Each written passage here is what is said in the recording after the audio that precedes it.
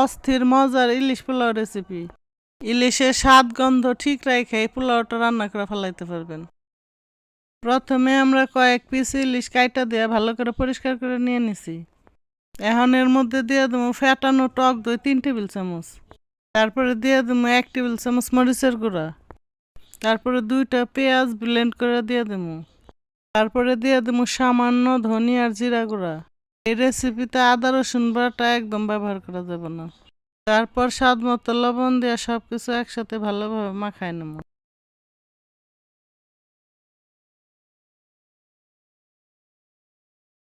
মাখানোর পরে আপনারা চাইলে সাথে সাথে রান্নাও করে ফেলাইতে পারেন, আবার চাইলে আধা ঘন্টা 1 ঘন্টা ম্যারিনেট করে রাখতেও পারেন।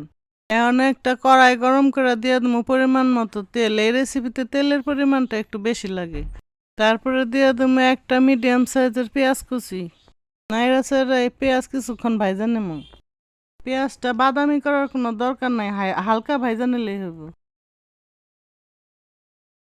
তারপরে মাখায় রাখা ইলিশগুলা মশলাটা আলাদা করে মাছটা দিয়ে দেবো পেঁয়াজের উপরে।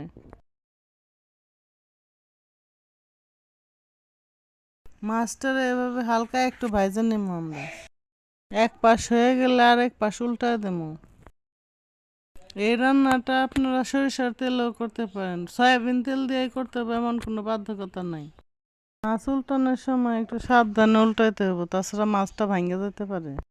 মাছটা যখন একটু ভাজা হয়ে যাবে তখন বাদ বাকি মশলাটাও দিয়ে দেবো মাছের মধ্যে।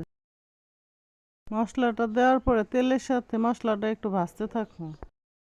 ভাজার সময় মাছটা পিঠো পিঠো উল্টে দিতে হবে, তাছাড়া এক পাশ কাঁচা থাকতে পারে আর এক পাশ পুড়ে যেতে পারে। ভাজার পরে মশলাটা কষানোর জন্য আমি একটু পানি দিয়ে দেবো। পানিটা দিয়ে আবার সবকিছু মিশিয়ে আর একটু কষাইতে থাকবো। তারপরে দিয়ে দেবো 1/2 চা চামচের মতো চিনি, আপনারা চাইলে নাও দিতে পারেন। আবারও সব সুন্দর করে ভালোভাবে মিশিয়ে নেব। মশলা কষানো হয়ে গেলে মশলাটা সিদ্ধ করার জন্য দিয়ে দেবো পরিমাণ মতো পানি। এটা দিয়ে আবার সুন্দর মতো মিশিয়ে নেব। তারপরে ঢাকনা দিয়ে ঢাকা দেবো। ঢাকনাটা খুললে মাঝে মধ্যে নাড়া চাড়া দেবো। এইভাবে রান্না করতে করতে পানিটা একদম শুকিয়ে নিতে হবে।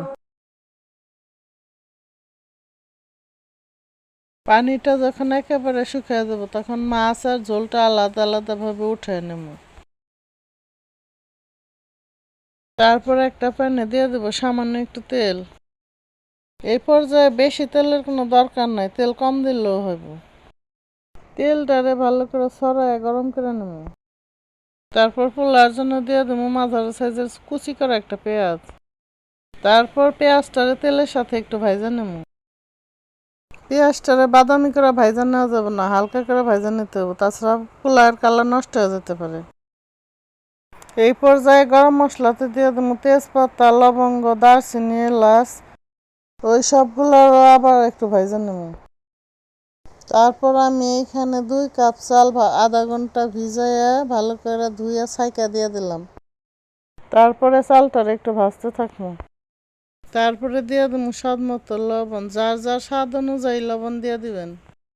তারপরে আমরা যে মাছের থেকে মশলাটা আলাদা করে তুলে রাখছিলাম সেই মশলার তেল দিয়ে দেবো। তারপরে আবার সব সুন্দর মতো মিশিয়ে নেব। মশলাটা মিশানোর পরে আমরা চালটা ভালো মতো ভাজা নিতে থাকবো। এই পর্যায়ে আমরা চালটারে ভালো করে ভাজা নিতে থাকবো। চালটা যদি ভালো করে ভাজা হয় তাহলে কিন্তু পোলাওটা অনেক ঝরঝরা হইব। আপনারা যে চালই নেন, পোলাওর চালটা যদি ভালো করে ভাজা না হয় তাহলে অবশ্যই পোলাওটা ঝরঝরা হবেই। চালটা ভালো মতো ভাজা হয়ে গেলে তারপর চালের ডাবল পানি দিয়ে দেবো। পানিটা দেওয়ার পরে সব একসাথে ভালো করে মিশিয়ে নেব। তারপরে দিয়ে দেবো 2 টেবিল চামচ গুঁড়া দুধ। আপনারা চাইলে এর পরিবর্তে 1 কাপ লিকুইড মিল্কও ব্যবহার করতে পারেন। দুধটা দিয়ে সবকিছু একসাথে ভালোভাবে মিশিয়ে নেব, তাছাড়া এক জায়গায় থাকবো দুধ। তারপরে ঢাকনা দিয়ে রান্না করতে থাকবো। মাঝে মাঝে ঢাকনা খুলে নাড়াচাড়া দিতে হবে। পোলাওর পানিটা যখন শুকিয়ে যাব তখন উপরে মাছটা সুন্দর করে সাজিয়ে দিয়ে দমে দিয়ে দেবো। মাছটা দেওয়ার পরে কিন্তু আমি পোলাও দিয়ে ঢাইকা দিছিলাম।